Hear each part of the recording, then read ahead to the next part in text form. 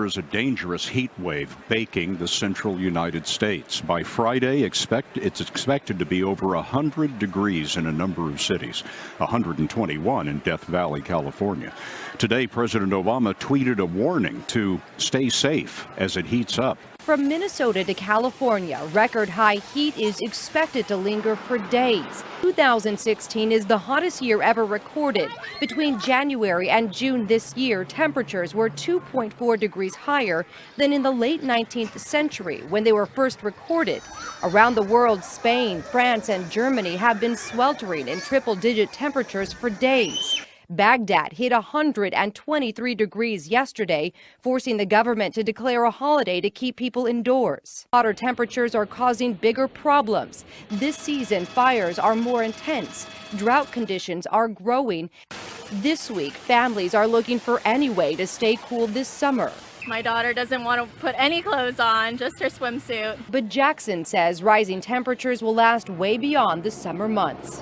We're shattering records. We're shattering high temperature records. Already this summer, there have been several deaths related to the heat. Scott, that's why 16 states so far have issued heat advisories. A leading Sydney girls' school is being investigated for political correctness. The Daily Telegraph is reporting today. Teachers at Cheltenham Girls High have been told to stop calling the students girls, ladies or women. Instead, they have to use gender-neutral terms, I guess, like, you know, good morning humans, female humans. Is this ridiculous, Ron? Oh, look, boys are boys, girls are girls, and never the twain shall meet. Look, I'm against this blancmange of androgyny that we're trying to create in our society. Now, a Melbourne primary school has banned hugging, and its students have been given instructions on different methods of showing affection.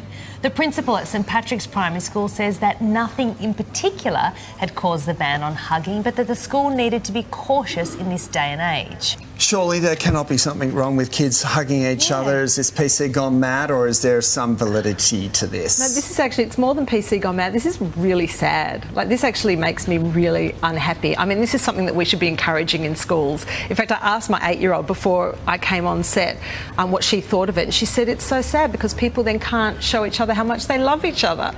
You know, there are some things that need to be banned at school that are dangerous. Yeah. How showing affection in any form is dangerous, I have no idea. Is it the parents possibly going to the school and saying, listen, we don't want this to happen, or is the school just saying, we don't? Like, who's deciding? It's hard to tell, but I think there is such a level of fear now about what's okay and what's not, and you know, what potentially can lead to any kind of, you know, litigious situation. And I know, for example, when there's episodes of bullying in school, the schools are getting involved. Schools have been sued for you know, episodes of bullying in schools or aggression in schools, and I think principals in particular are really scared. And so that's a climate of fear that we're being encouraged to, I guess, perpetuate. It seems to me that Donald Trump, for all my endorsement is worth, is best placed to end the cancer of political correctness in this country. Conservative and controversial Breitbart columnist Milo Yiannopoulos will need to find a new forum other than Twitter to post his thoughts from now on. He's reportedly been banned from the social media site for good. Yiannopoulos' Twitter account got shut down around 10 p.m. Eastern Time on Tuesday, not long after he fueled users to tweet incendiary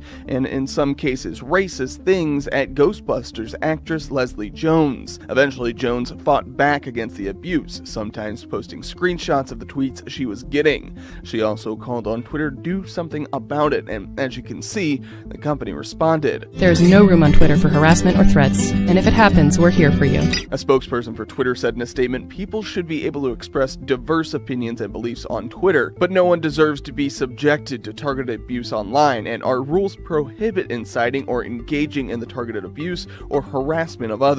Despite his controversial tendencies, Yiannopoulos has a strong following from the far right, in large part due to his outspokenness against political correctness. So I give it 20 minutes. The statistics for black incarceration are about to go up. After the Twitter ban, he posted this photo to his Facebook account, which is still very much up and running. In another post, he said Twitter just declared war on free speech, and in the process, signed its own death warrant. The message to libertarians, conservatives, and anyone who loves mischief, irreverence, and fun is clear. You're not welcome anymore.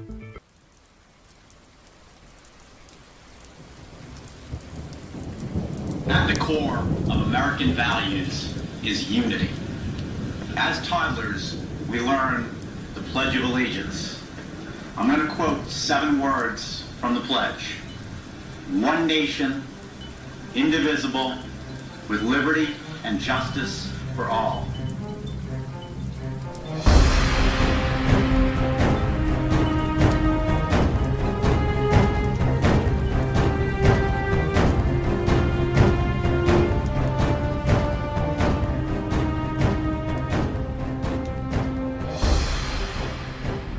Nothing justifies attacks on law enforcement. This was the message sent by President Obama in a 2-page open letter to law enforcement officers all over the country. That letter was published Tuesday in the wake of the deaths of 3 police officers from Baton Rouge, Louisiana, and another 5 officers who were shot and killed in Dallas, Texas.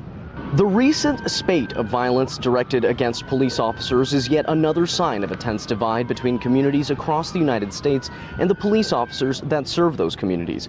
And while a solution to this fracture appears just beyond reach, the consensus remains that only dialogue will produce a positive change. According to records by the National Law Enforcement Officers Memorial Fund, there have been 32 police officer deaths so far in 2016, a 78% increase from last year alone.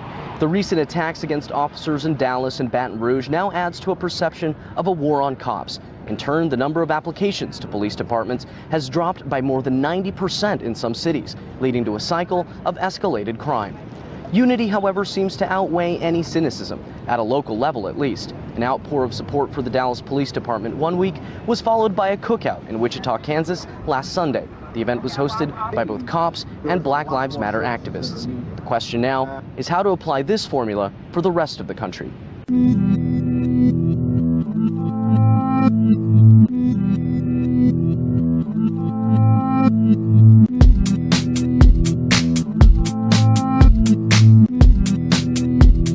Pour 489 contre 26. The decision to extend the state of emergency for another 6 months passed easily. Yet the night-long debate that preceded the vote was anything but that for the government. Expecting criticism from the opposition, Prime Minister Manuel Valls defended his record. No government before, relying on a very large majority in Parliament, has done more to fight against terrorism. The opposition disagrees. In the wake of the 3rd major terrorist attack in 18 months, the right has accused the government of failing to protect the French. During the debate, it called for tougher measures against Islamic radicals. Mr. Prime Minister, you failed to protect the French population. It's about time you change your strategy. People are angry that a dangerous man who should have been deported was able to commit such an atrocity in Nice. The government initially planned to extend the state of emergency for 3 extra months. In the end, it accepted the opposition's call to stretch it by 6. The emergency measure allows border controls and increased transport security. It also gives police the right to conduct house searches at any time without a warrant. Critics say the measure has a limited effect on security, others that it violates citizens' rights. The Islamic State militant group has released a video showing the man behind the bloody axe attack on a train in Germany. The claim has raised concerns Germany is now in the jihadi group's crosshairs. 2-minute-long video shows the 17-year-old wielding a knife and introducing himself as Mohammed Riyad. In it, he claims to be a soldier of the caliphate and vows to slaughter infidels, urging other Muslims to do the same. In the name of Allah, the most gracious, the most merciful, I am one of the soldiers of the caliphate, and I will carry out a martyrdom-seeking operation in Germany, and I will slaughter you with this knife and will cut your throat with axes. German authorities say they found a hand-painted ISIS flag and a suicide letter among his belongings. The ISIS-affiliated news agency Amaq released a report right after the attack, claiming the attacker was one of its fighters. If the link is confirmed, the attack will be the first in Germany cleaned by the Islamic State. Germany warns of the growing threat of terrorist acts by lone wolves, similar to that carried out by a teenage refugee who attacked train passengers with an axe. Interior Minister Thomas de Maizière says Germany, like other parts of the EU, is in the target area of international terrorism. He He described the situation as serious. As anti-bomb officers investigated a suspicious man, Belgian police shut down part of central Brussels for more than 2 hours Wednesday. The man was seen with a wire hanging out of a winter coat. During the police operation, part of Brussels was brought to a standstill. As police set up a security perimeter, a nearby library was evacuated. After hours of investigation, Brussels police said the man was not a threat. He was a student researching radioactivity in the city. 100 soldiers ran another drill on Tuesday at Rio's Guanabara Bay to test security plans just 17 days before the Rio Games kick off.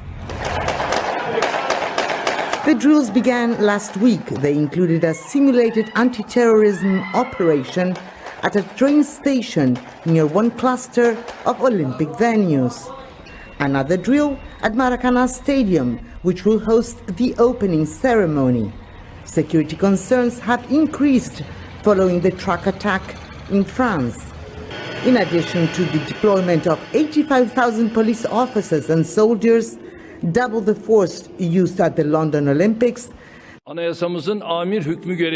Turkish President Recep Tayyip Erdogan has declared a national state of emergency for 3 months, which Turkey's constitution allows him to do, if you count the recent coup attempt as, quote, aimed at the destruction of the free democratic order. So a lot of people have either been suspended, dismissed, or asked to resign in Turkey after the failed July 15th coup. More than 15,000 personnel were suspended at the Education Ministry, while almost 9,000 were suspended in the Interior Ministry. Almost 8,000 police officers were dismissed, and 6,000 soldiers were reportedly detained. A little under 3,000 judges and prosecutors were either detained or dismissed. More than 1,500 deans were asked to resign, 1,500 Turkish finance ministry employees were dismissed, and 614 gendarme soldiers were also dismissed. 492 religious affairs officials were dismissed. 393 Family and Social Policy Ministry employees were dismissed. 370 employees at the state-run TRT broadcast group are being investigated. 257 of the Prime Minister's own office staff were dismissed. 103 generals and admirals were detained. 100 personnel working at the National Intelligence Agency were suspended. 47 district governors were dismissed, and 30 provincial governors were dismissed. In all, it's almost 50,000. And there still might be more to come. Turkey says it's doing this to root out any pro-coup sentiment left in the government. Others have suggested Turkey's government already had these lists of people to get rid of prepared. The recent airstrikes by the US and France in Syria have killed more than 100 civilians. That's according to Syria's foreign ministry, which has sent an official letter to the UN blaming the deaths on the US-led coalition. Damascus sent 2 letters to the United Nations Secretary General and the President of the Security Council, in which it accused French warplanes of carrying out a, to quote, unjust massacre against civilians. It said that entire families were killed and their homes demolished. The incident has greatly worried Amnesty International, and from the photo and videos that Amnesty International has, it puts the figure at somewhere around 60 civilians killed. This is what the movement had to say. The bombing of Al-Taqa may have resulted in the largest loss of civilian life by coalition operations in Syria. There must be a prompt, independent and transparent investigation to determine what happened, who was responsible, and how to avoid further needless loss of civilian life. South Korea is maintaining its high alert level as North Korea has forged ahead with another missile provocation. The chairman of the South Korean Joint Chiefs of Staff, General Lee Sun-jin, held an emergency meeting with his operations commander on Wednesday to gauge the possibility of abrupt small-scale attacks by North Korea, following the regime's latest provocation on Tuesday. The military said it discussed possible response measures against the North, as there is a high possibility Pyongyang could launch another provocation, possibly a 5th nuclear test or a submarine-launched ballistic missile test, around the joint drills between Seoul and Washington scheduled to take place next month. Pyongyang on Wednesday showed it was serious about engaging in possible attacks, confirming the ballistic missiles it lobbed into the EC were part of a drill aimed at preemptively taking out South Korean ports and airfields. North Korea said it purposely limited the firing range to simulate a nuclear attack, with Kim Jong-un at hand to provide field guidance to the drill. China now is set to launch an offshore nuclear reactor in the South China Sea. Yes, we've been reporting the activities of China in the artificial islands there we've dubbed the Chinese Triangle, the buildup of military hardware, anti-ship missile batteries, radar installations, runways, massive activity. Now, offshore nuclear reactors. This story comes to us courtesy of Reuters. They report that China aims to launch a series of offshore nuclear power platforms to promote development in the South China Sea.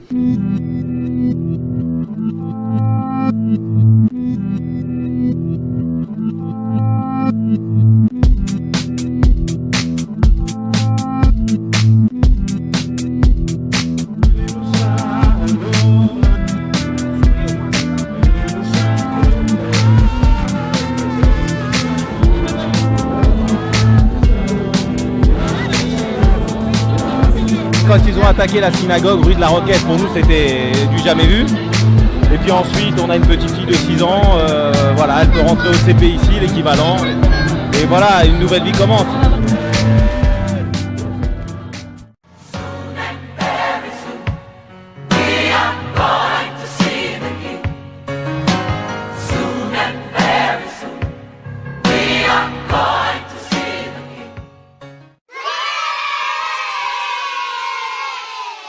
And an incredible scene in South Carolina. Strangers coming together to rescue a driver trapped beneath his overturned car. The car was leaking gas, so they had to work very quickly. They managed to pull him free even before the paramedics arrived. He said he drove off the road after getting distracted. I had a library book in the back and it flipped up and it distracted me. Oh my God. Good luck. You can see him there, a hand over his heart, visibly shaken, but he is okay. And I love what someone tweeted. God and fine American citizens, we're looking out for this fella. #America.